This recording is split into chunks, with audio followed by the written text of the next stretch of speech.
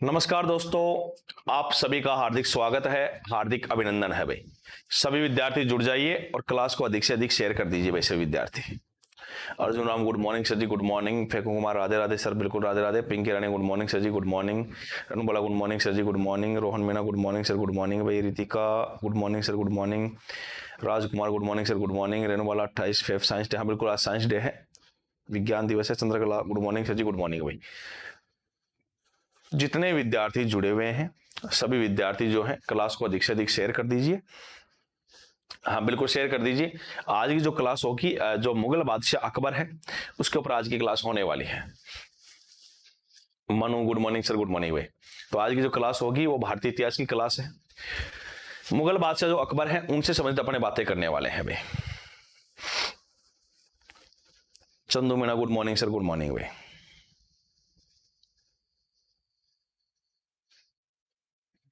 जुड़ जाइए सभी विद्यार्थी, जुड़ जाइए। एक एक करके मैं सारी बातें करने वाला हूं, जो अकबर की है वो करेंगे अपनी बातें। Ratna good morning sir ji, good morning भाई। देखिएगा, सबसे पहले तो मैं आपको बता दूं कि ये जो महत्वपूर्ण इंफॉर्मेशन रहती है जो आपको बता दी जाती है, डेली कोई नई विद्यार्थी जुड़ता है उसके लिए है। Library book and hand writing जो क्लास नोट्स हैं उसकी अलग अलग बुक्स जो है एसएलसी क्लासेस द्वारा आपको उपलब्ध करवाई जा रही है। जो भी विद्यार्थी जिसको जरूरत हो और जो इच्छुक हो वो हेल्पलाइन नंबर के ऊपर आप कॉल करके या व्हाट्सएप करके इन बुक्स के बारे में जानकारी प्राप्त कर सकते हैं और बुक परचेज कर सकते हैं। Manju Sharma good morning sir, good morning भाई। इसके अलावा आपको ये पता है कि राजस्थान लाइब्रेरियन ग्रेड बिल्कुल 2024 की जो सेकंड ग्रेड की वैकेंसी है वो आ चुकी है, फॉर्म उसके चल रहे हैं। इसका जो न्यू लाइव बैच स्टार्ट है वो है। तो राजस्थान लाइब्रेरियन ग्रेड सेकंड के लिए 2 बैच अपन ने अनाउंस किए हैं। उनमें जो पहला बैच है वो आपकी कौन सा बैच है, द्रोणाचार्य बैच है, जिसकी फीस मात्र 1999 रुपए है, 1999 है। ये पेपर सेकंड के लिए है। और दूसरा जो बैच है जो दोनों सब्जेक्ट की आपके दोनों पेपर की तैयारी करना चाहता है, पेपर फर्स्ट और पेपर सेकंड की, उसके लिए आपको रणभूमि बैच ज्वाइन करना है, जिसकी फीस जो है मात्र 2699 रुपए है, 2699 है। तो जो भी विद्यार्थी इच्छुक हैं, ये स्पेशल ऑफर जो है वो 10 मार्च तक वैलिड है। बच्चों की मांग को देखते हुए ही इस ऑफर को बढ़ाया गया था। वैसे 25 तारीख तक ही था, लेकिन बच्चों की वजह से इसको क्या कर दिया गया, बाद में बढ़ा दिया गया। तो स्पेशल ऑफर कब तक रहेगा, 10 मार्च तक के लिए रहेगा, ठीक है ना। इसमें आपको क्या क्या मिलने वाला है, लाइव क्लासेज मिलेगी, इन नोट्स की पीडीएफ मिल जाएगी आपको, है ना। एग्जाम पैटर्न टेस्ट मिल जाएगा, रिकॉर्डेड क्लासेस मिल जाएगी, यूनिट वाइज टेस्ट मिल जाएगा, ऑल पेपर मिल जाएंगे, सब कुछ इसके अंदर आपको उपलब्ध करवा दिया जाएगा।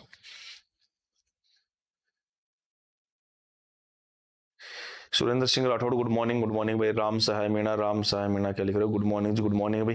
चंदू मीणा सर कंप्यूटर के क्वेश्चंस आते हैं क्या, वो 1-2 क्वेश्चन डाल सकता, कोई बड़ा वो नहीं है। सुरेंद्र सिंह राठौड़ सुप्रभात सर जी, बिल्कुल सुप्रभात।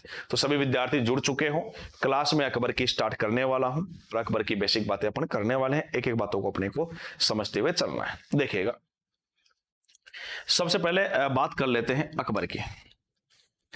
किसकी बात करेंगे, अकबर की भाई।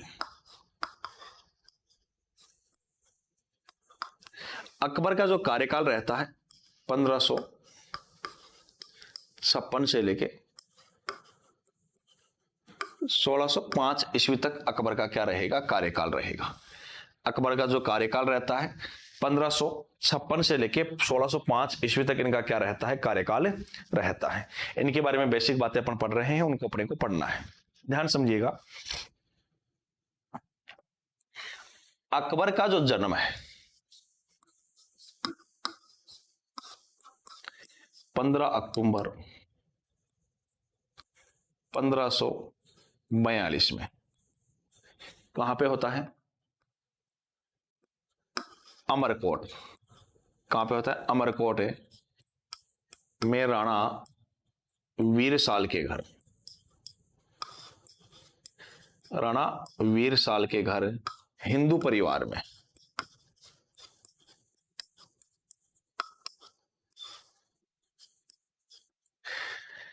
ध्यान से आपको समझना है एक्चुअल में है क्या। कि 1540 के अंदर आपके एक युद्ध होता है, ध्यान रखना 1539 और 40 के अंदर दो युद्ध होते हैं।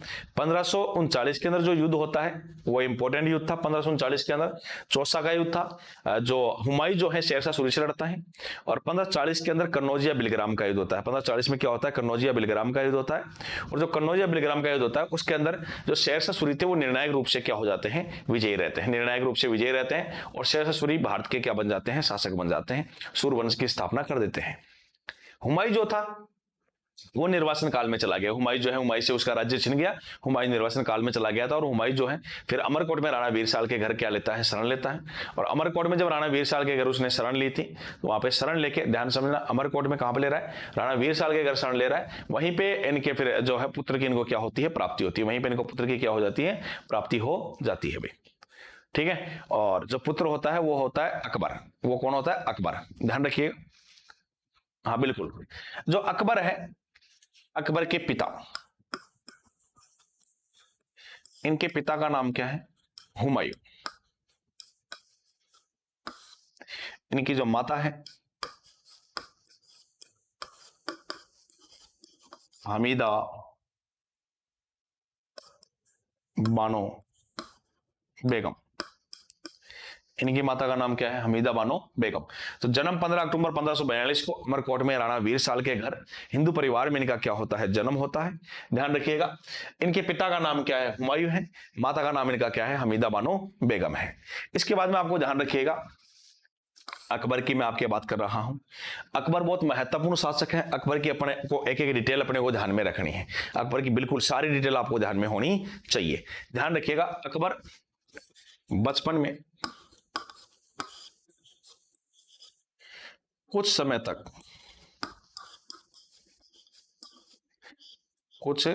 तक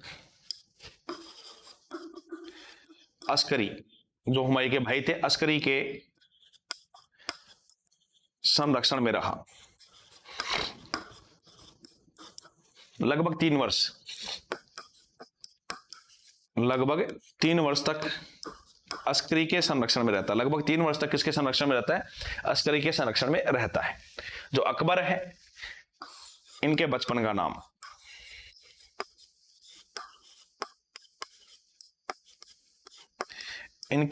नाम क्या है, बदरुद्दीन। इनका पूरा नाम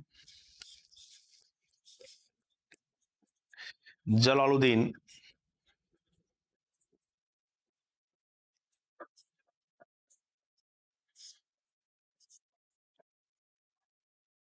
मोहम्मद अकबर। इनका पूरा नाम क्या है, जलालुद्दीन मोहम्मद अकबर। तो ध्यान समझिएगा, इनका बचपन का नाम बदरुद्दीन है और पूरा नाम क्या है इनका, जलालुद्दीन मोहम्मद अकबर। जब ये बच्चे थे तो इनका जो संरक्षक था, इनका जो संरक्षक बनाया गया था वो कौन थे, बैराम खां। इनके संरक्षक कौन थे, बैराम खां थे भाई। इनके संरक्षक कौन होंगे, बैराम खां रहेंगे भाई। तो एक बार यहां तक आप सभी विद्यार्थी इसको स्क्रीनशॉट ले लीजिए भाई।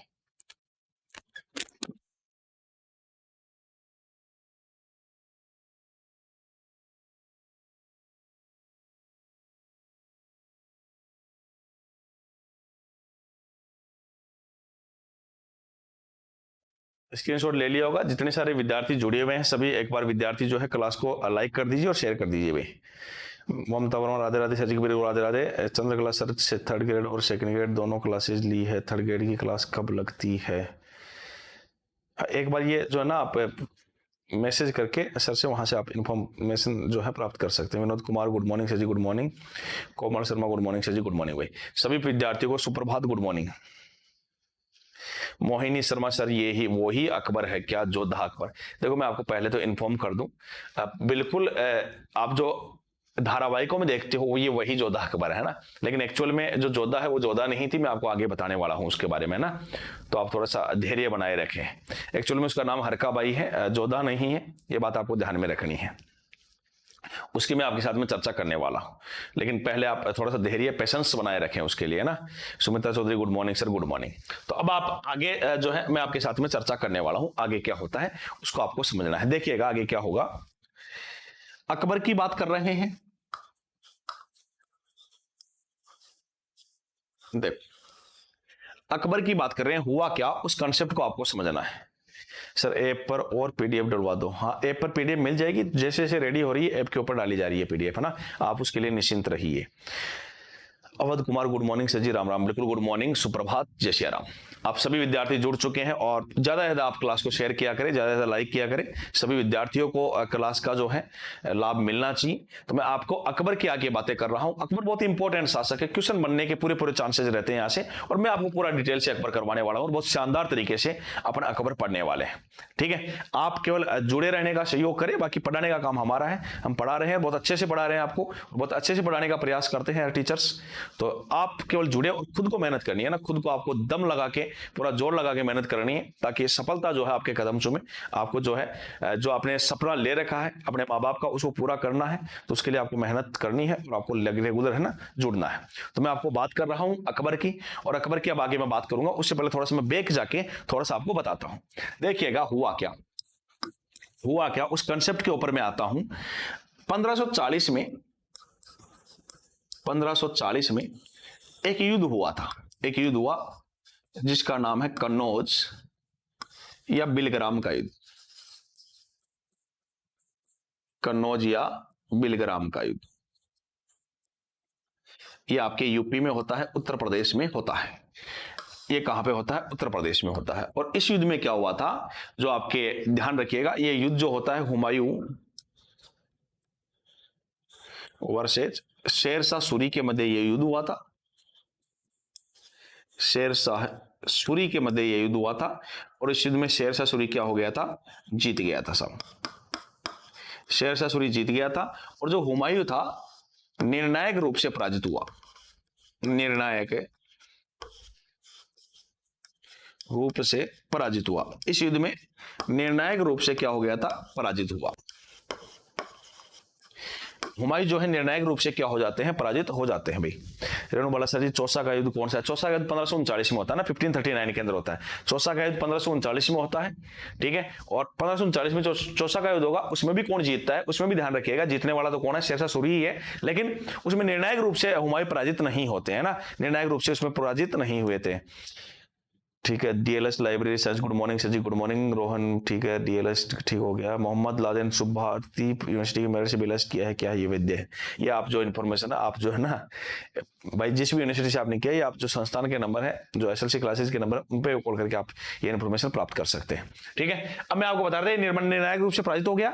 और जो ये हुमायूं था 1540 से 55 तक 15 वर्ष निर्वासन काल में रहा।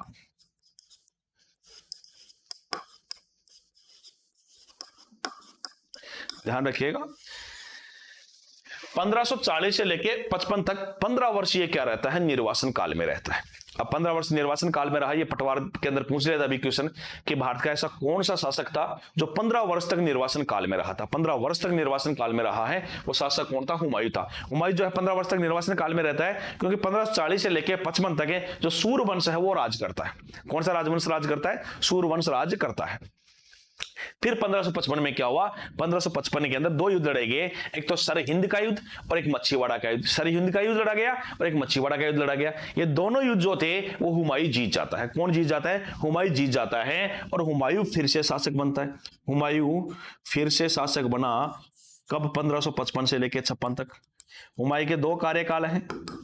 हुमायूं दो बार राजा बनता है, एक बार तो 1530 से लेकर 40 तक रहता है, और 40 में जो युद्ध हारा, इसके बाद में 1555 से लेकर 56 तक ये वापस से शासक बनता है। 1556 में क्या हुआ आपके? 1556 में ध्यान से कंसेप्ट को समझते जाइएगा। 1556 1556 1556 में क्या हुआ? दीन पनाह महल, दीन पनाह महल लाइब्रेरी की, लाइब्रेरी यानी पुस्तकालय, लाइब्रेरी या इसको क्या बोल सकते हो?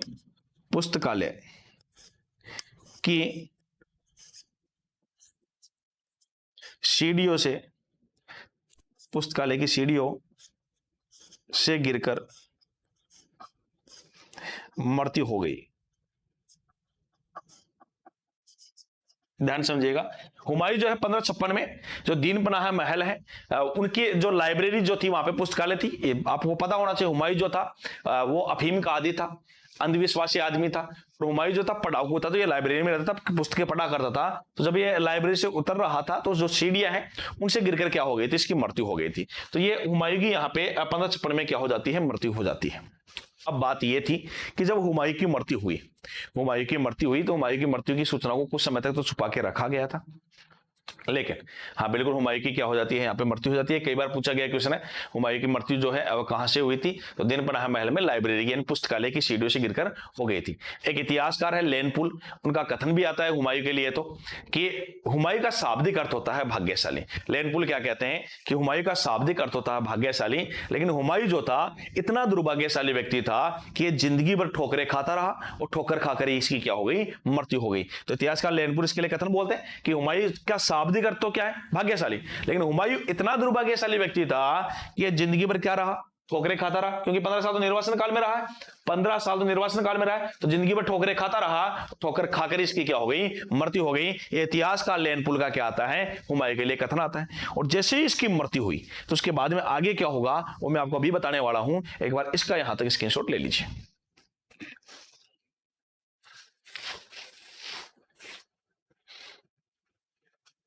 हाँ बिल्कुल, अब आगे की मैं चर्चा करने वाला हूं आपके साथ में, आप जुड़े रहिए, पेशेंस बनाए रखिए। अकबर जो है 2-3-4 क्लासों में चलने वाला है, बहुत डिटेल से पढ़ेंगे ना, अच्छे से पढ़ेंगे अकबर को, कोई भी क्वेश्चन छूटना नहीं चाहिए। एक एक क्वेश्चन को कंसेप्ट वाइज सारे अच्छे से पढ़ने वाले हैं। तो सभी विद्यार्थी ना पेशेंस बना के, धैर्य बना के आप एक एक चीज को, एक एक कंसेप्ट को समझते जाइए। एक एक कंसेप्ट अपने को समझनी है, एक एक लाइन को अपने को समझना है, कोई डाउट नहीं रहना चाहिए। अब हुआ क्या, एक व्यक्ति की एंट्री हुई, उस व्यक्ति का नाम क्या है, हेमू। उस व्यक्ति का नाम क्या था, हेमू। जैसे ही हुमायूं की मृत्यु हो गई, एक व्यक्ति की एंट्री होती है, उस व्यक्ति का नाम क्या है, हेमू। हेमू क्या करता है, ध्यान समझिएगा। हेमू क्या कौन था, यह रेवाड़ी, वहां पे हरियाणा में नमक का दलाल यानी व्यापारी था। एक व्यक्ति की एंट्री कर रहा हूं मैं। एक व्यक्ति था जिसका नाम है हेमू, यह रेवाड़ी हरियाणा में नमक का दलाल यानी नमक का क्या था, व्यापारी था। यह व्यक्ति अपनी योग्यता के दम पर, अपनी योग्यता के दम पर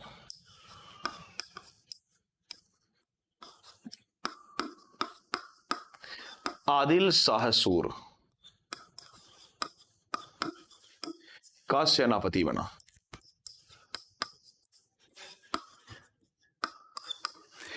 आदिल शाह सूर का क्या बनता है, सेनापति बनता है।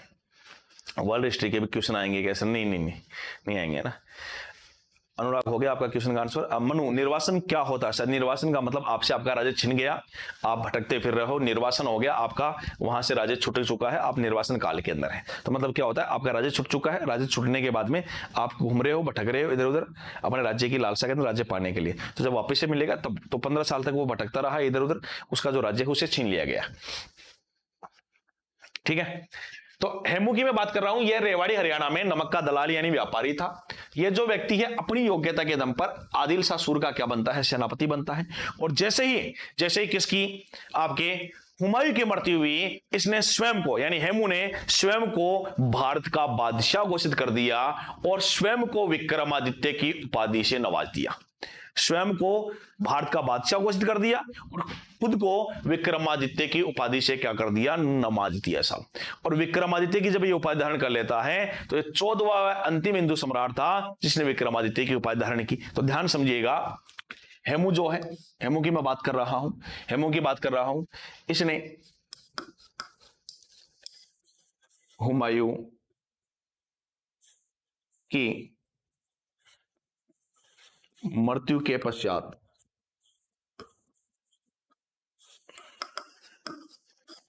स्वयं को भारत का बादशाह घोषित किया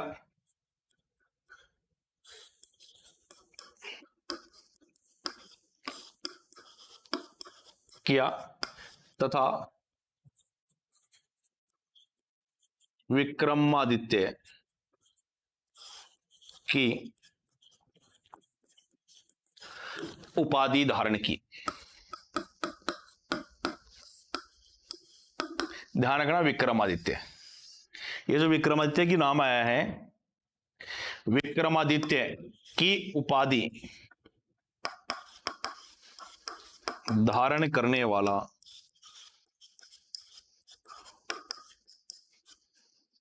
हेमू 14वां व अंतिम हिंदू शासक था। विक्रमादित्य की उपाधि धारण करने वाला, हाँ सुरेंद्र सिंह सर, हेमू हिंदू राजा, हाँ बिल्कुल ब्राह्मण थे हेमू। ये जो है व्यक्ति है, हेमू जो है हिंदू शासक था, 14वां व अंतिम हिंदू शासक था जिसने विक्रमादित्य की उपाधि धारण की है। विक्रमादित्य की जो उपाधि है वो कई व्यक्तियों को मिली हुई है, जिनमें 14 व्यक्तियों का नाम आता है, लेकिन उनमें अपन ने कुछ विक्रमादित्य पढ़ रखे हैं। तो एक बार ये लिखिए, फिर मैं आपको बताने वाला हूं कि वो कौन कौन से विक्रमादित्य हैं, वो भी मैं आपको थोड़ा सा बता दूंगा। लिखूंगा नहीं, उनको लिखना नहीं है, मैं बता दूंगा आपको ना, लेकिन एक बार ये लिखिए। क्या हुआ, हेमू जो था रेवाड़ी हरियाणा में नमक का दलाल यानी व्यापारी था। अपनी योग्यता के दम के ऊपर यह आदिल शाह सूर का क्या बनता है, सेनापति बनता है। इसने हुमायूं की मृत्यु के पश्चात स्वयं को भारत का बादशाह घोषित किया और विक्रमादित्य की उपाधि धारण कर ली, और तथा विक्रमादित्य की उपाधि धारण करने वाला ये अंतिम हिंदू सम्राट यानी अंतिम हिंदू यानी 14वां हिंदू बादशाह था। इसने घोषणा करवा दी कि जिस किसी का भी पेट में दर्द हो, जिस किसी का भी दर्द कर रहा हो तो वो टेबलेट लेने के लिए मेरे पास है साहब, आज से भारत का बादशाह मैं हूं साहब। ये घोषणा करवा देता है कौन, हेमू। जब ये घोषणा करवा देता है तो बड़ी गंभीर समस्याएं हैं, क्योंकि राजा बनना है अकबर, और घोषणा करवा दी किसने, हेमू ने। तो इस समस्या का समाधान किया जाएगा, और इस समस्या का समाधान जो होगा वो पानीपत के दूसरे युद्ध से होगा। लेकिन पानीपत का दूसरा युद्ध बताने से पहले मैं थोड़ा सा आपको विक्रमादित्य के ऊपर आ रहा हूं कि कौन कौन से विक्रमादित्य भारतीय इतिहास के अंदर या राजस्थान के इतिहास को मिलाकर कितने विक्रमादित्य आपके हुए हैं। तो एक बार स्क्रीनशॉट लीजिए, फिर मैं विक्रमादित्य के बारे में बताऊंगा और फिर इसकी जो समस्या है इसका निपटारा करेंगे। तो एक बार यहां तक आप स्क्रीनशॉट ले लीजिए।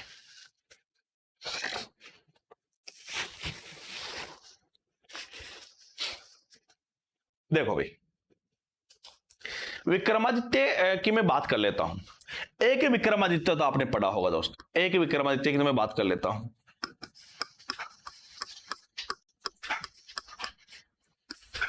आपने कभी पढ़ा हो तो भारत में एक जनपद हुआ करता था जिसका नाम है मालव जनपद। क्या नाम था उसका, मालव जनपद।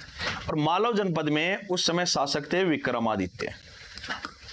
मालव जनपद में उस समय शासक कौन थे, विक्रमादित्य। ये वही विक्रमादित्य है जिसने 57 ईसा पूर्व में, कब 57 ईसा पूर्व में विक्रम संवत चलाया था साहब।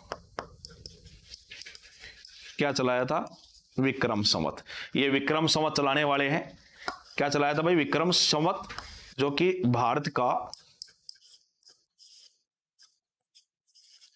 सबसे लोकप्रिय संवत है।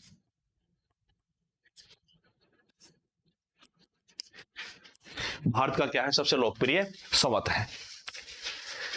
बात कंसेप्ट को समझिएगा। एक विक्रमादित्य तो आपने जो पढ़ा होगा कभी, वो ये पढ़ा है कि विक्रमादित्य मालव जनपद के शासक हुआ करते थे, इसलिए विक्रमादित्य ने 57 ईसा पूर्व में विक्रम संवत या मालव संवत चलाया था। विक्रम संवत का ही दूसरा नाम क्या है, मालव संवत भी कहते हैं इसको। क्या कहते हैं, मालव संवत भी कहते हैं। तो एक विक्रमादित्य तो आपने ये पढ़ा होगा कि इसने क्या चलाया था, विक्रम संवत चलाया था। विक्रम संवत जो है अपना सबसे लोकप्रिय संवत है भारत का आज भी। जितने भी आपके जन्म से लेकर मृत्यु तक जितने भी काम होते हैं वो सारे विक्रम संवत के अनुसार ही होते हैं। विक्रम संवत हिंदी महीनों के अनुसार चलता है, ये बात भी आप ध्यान रखिएगा। विक्रम संवत जो स्टार्ट हुआ है वो कब हुआ, 57 ईसा पूर्व के अंदर हुआ है। आज भी जितने भी काम होते हैं वो विक्रम संवत के अनुसार ही होते हैं, हिंदी महीनों के अनुसार ही होते हैं। अपना राष्ट्रीय संवत भले ही शक संवत हो, अपना राष्ट्रीय संवत शक संवत है, जिसको मेघनाथ शाह समिति की सिफारिश के ऊपर 22 मार्च 1957 को अपना राष्ट्रीय संवत बनाया गया था। शक संवत 78 ईस्वी में कुषाण वंश के शासक कनिष्क ने चलाया था, तो वो तो शक संवत अपना राष्ट्रीय संवत है, पूरे विश्व के साथ अपना सामंजस्य स्थापित करने के लिए भले ही अपने शक संवत को अपना राष्ट्रीय संवत बनाया, लेकिन सबसे लोकप्रिय संवत कौन सा है? विक्रम संवत ही है। ध्यान रखिएगा, ये जब मालव जनपद हुआ करता था, भारत जब जनपदों में बटा हुआ था, जब इस जनपद का नाम क्या था? मालव जनपद, और इस जनपद के शासक थे विक्रमादित्य। तो विक्रमादित्य ने 57 ईसा पूर्व के अंदर उस समय एक संवत चलाया, मालव संवत। मालव जनपद के नाम तो उसका नाम क्या रखा? मालव संवत, और स्वयं के नाम पे उसने इसका नाम क्या रख दिया? विक्रम संवत, जो कि भारत का सबसे लोकप्रिय संवत है। तो एक विक्रमादित्य तो आपने इतिहास में ये पढ़ा होगा। ये भी थोड़ा सा ध्यान रख लेना, इसी मालव जनपद का बाद में नाम चेंज होकर क्या हो गया? अवंती। बाद में नाम चेंज होकर क्या हो गया? अवंती। और इसी को वर्तमान में किस नाम से जानते हो आप? उज्जैन। इसी को वर्तमान में किस नाम से जानने लग गए आप? उज्जैन। तो मालव जनपद जो है उज्जैन का ही प्राचीन नाम है। तो एक विक्रमादित्य दोस्तों आपने ये पढ़ा होगा, एक विक्रमादित्य आपने ये पढ़ा होगा। दूसरे विक्रमादित्य की और चर्चा कर लेता हूं। एक विक्रमादित्य जो दोस्तों आपने पढ़ा होगा कभी, दूसरे विक्रमादित्य की बात कर रहा हूं, कौन सा पढ़ा है आपने? तो दूसरा विक्रमादित्य पढ़ा होगा आपने, एक वंश है गुप्त वंश। एक वंश है कौन सा? गुप्त वंश। उसमें एक राजा थे चंद्रगुप्त सेकंड। चंद्रगुप्त सेकंड, ये वही चंद्रगुप्त सेकंड है जिसकी उपाधि कौन सी थी? विक्रमादित्य। जिसकी उपाधि कौन सी है? विक्रमादित्य।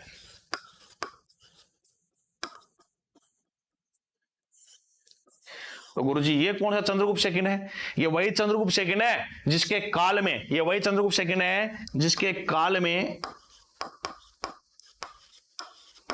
चीनी यात्री फाहियान भारत आया था भाई।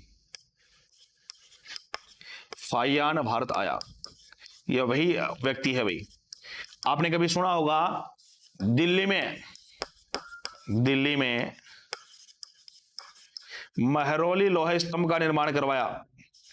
महरौली लोहे स्तंभ का निर्माण करवाया।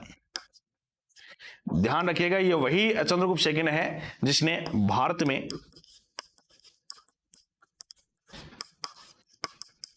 सर्वप्रथम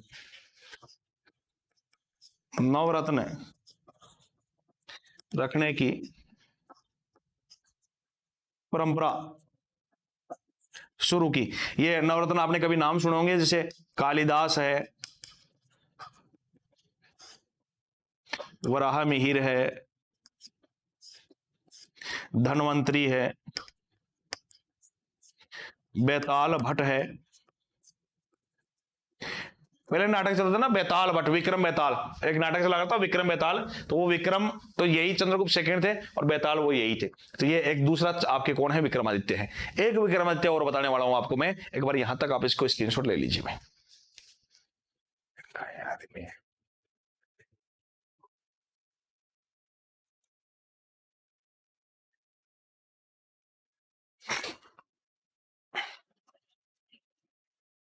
तो स्क्रीनशॉट ले लिया होगा। यहां तक दो विक्रमादित्य आपको समझ में आ गए होंगे। एक विक्रमादित्य अपने हेमू को पढ़ चुके हैं, एक विक्रमादित्य और रहा है, उसकी भी मैं आपके साथ में चर्चा करूंगा अभी। देखिए एक विक्रमादित्य और है। हाँ बिल्कुल सर, क्लास को लाइक कर दो। हाँ बिल्कुल लाइक करना है, क्लास को शेयर कर दो ना। एक विक्रमादित्य और है जिसकी मैं आपके साथ में चर्चा करने वाला हूं। कभी आपने भारत के अंदर एक राजा, आपके मेवाड़ में एक राजा पड़ा होगा। मेवाड़ में एक राजा पड़ा होगा साहब, मेवाड़ में एक राजा पड़ा होगा सांगा।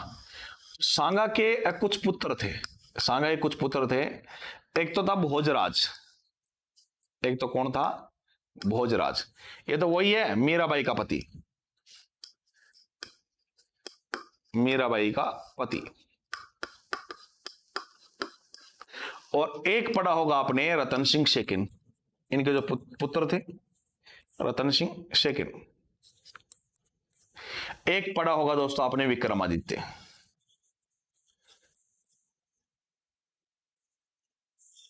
और एक पढ़ा होगा आपके उदय सिंह।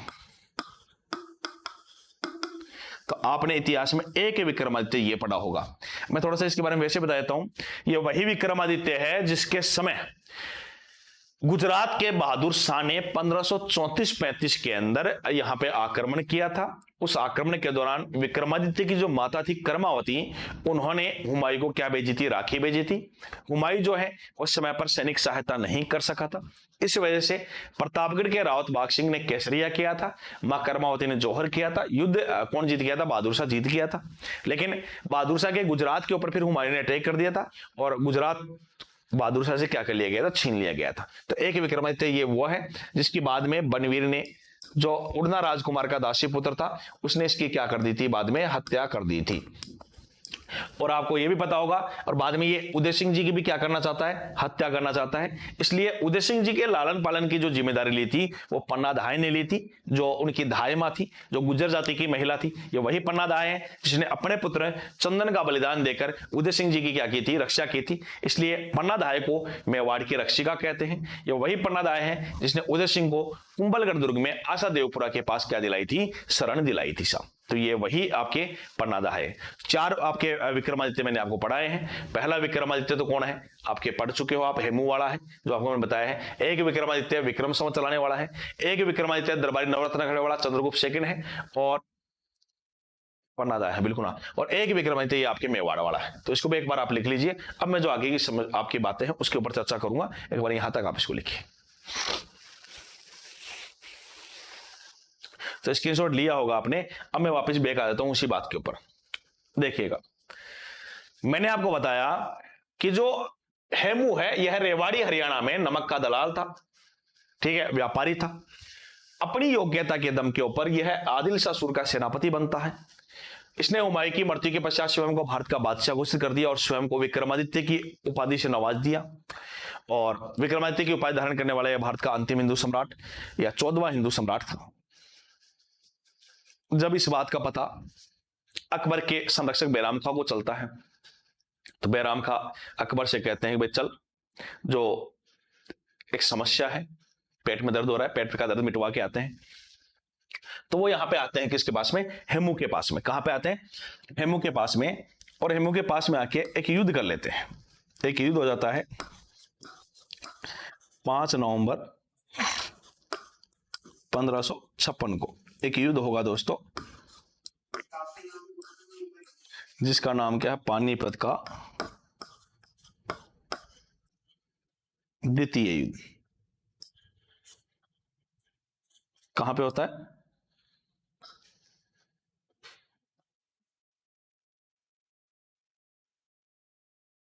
पानीपत का द्वितीय युद्ध कहां पे होगा? तो ध्यान रखिएगा, कहां पे होता है? करनाल हरियाणा। कहां पे होता है? करनाल हरियाणा। किस किस के मध्य होगा? तो ध्यान रखिएगा, ये जो युद्ध होता है, अकबर अकबर की तरफ से तो कौन है? बैराम खां। और सामने कौन है? हेमू। इस युद्ध में अकबर की तरफ से बैराम खां थे। अकबर तो क्या हो जाता है? जीत गया। और इस युद्ध में हेमू जो है वो क्या हो गया था? मारा गया। हेमू क्या हो जाता है? मारा जाता है। तो इसमें अकबर युद्ध जीत जाता है और हेमू क्या हो गया था? मारा गया था। मनवीर, पत्ता, तारक जी भाई सब आएंगे, भी रेणु आएंगे, अभी पढ़ा नहीं है अपने, अभी स्टार्ट ही किया है अकबर, है ना। सबको पढ़ने वाले हैं बना। हाँ, एक एक करके सब पढ़ेंगे।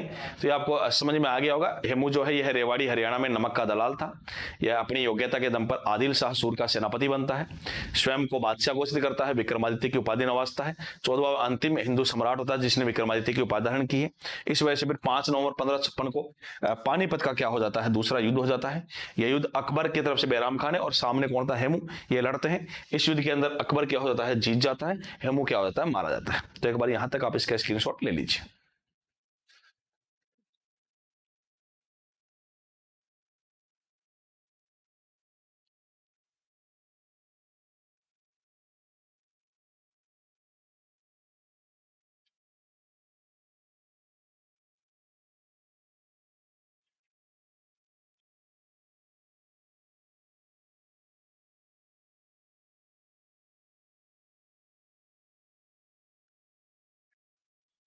ठीक है, तो रेणु तारदी बेग कौन था? चलो मैं लिखा देता हूं अगर आपको ये है तो ध्यान रखना। इस हेमू ने दिल्ली के सूबेदार, दिल्ली का क्या था? सूबेदार। दिल्ली के का सूबेदार तारदी बेग को पराजित किया था भाई। तारदी, दिल्ली का सूबेदार था, तारदी बेग को पराजित किया था। पराजित किया था भाई। पूछ ले तो यही करवा देता हूं, मैं इससे बाद में करवा देता। ये तारदी बेग है, इसने 24 लड़ाइयां लड़ी हुई है भाई। 24 लड़ाइयां लड़ी थी। तो थोड़ा सा ध्यान रखना है। तो एक बार सभी विद्यार्थी जो है, फेंकू कुमार पानी पिया, खाना खाया, चांद देखा घबरा गया, वो कैसे भी कह सकते हो, पानी पिया, खाना खाया, चल दिया, घर गया, मर गया। ठीक है, वो तो बाबर के अंदर आएगा भाई। फेंकू कुमार लिख रहे हैं तो वो बाबर में आएगा, बाबर की है वो बात है ना। पानीपत का युद्ध था, बयाना का युद्ध था, खानवा का युद्ध था, चंदेरी का युद्ध था, घाघरा का युद्ध था, उसके बाद मर गया था। तो ये पानी आपके जो बाबर के युद्ध है वो है। तो यहां तक एक बार आप स्क्रीनशॉट लीजिए। किसी विद्यार्थियों को कोई डाउट हो आप कमेंट के माध्यम से पूछ लीजिए। तो दोस्तों यहां तक किसी भी विद्यार्थी को कोई डाउट हो तो आप कमेंट के माध्यम से मुझसे पूछ सकते हैं। बाकी अगर चीजें यहां तक की समझ में आ गई हो, क्लियर हो, तो आप थंब का इंप्रेशन दे सकते हैं। अकबर स्टार्ट किया था, यहां तक किसी विद्यार्थी को कोई डाउट हो, कोई बात समझ में नहीं आई हो, तो आप कमेंट के माध्यम से मुझसे पूछ सकते हैं। बाकी जिनको एक एक चीज क्लियर है वो थंब का इंप्रेशन दे सकते हैं। मैं किसी विद्यार्थी को कोई डाउट हो,